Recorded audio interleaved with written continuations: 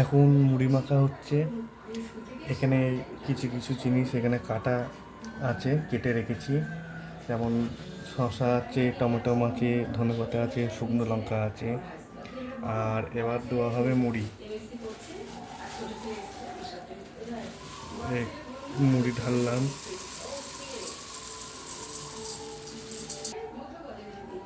পরিমাণ অনুযায়ী মুড়ি ঢেলে নিচ্ছি।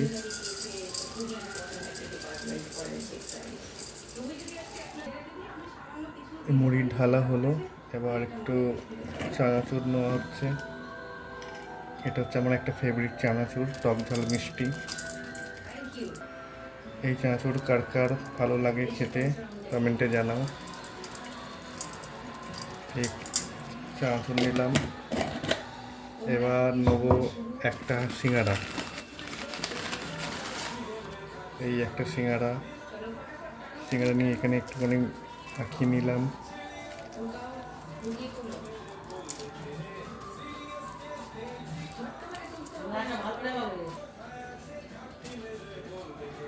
এখন এই সিঙ্গাড়া মাখলাম।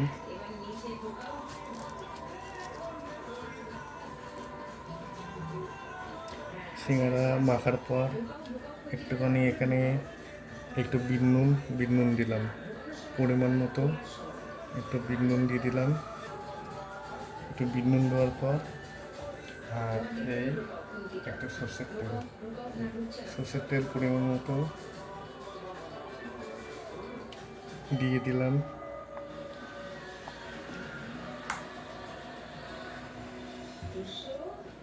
এবার মুড়িটা মাখা হবে। কেমন করে মুড়িটা মাখবো এবার একটুখানি দেখো।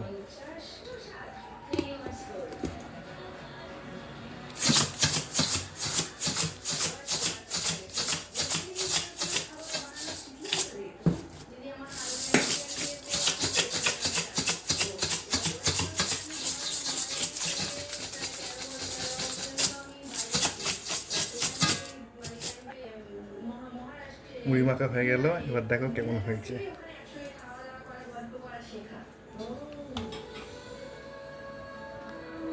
যারা যারা খাবে চলে আসতে পারো। টাটা।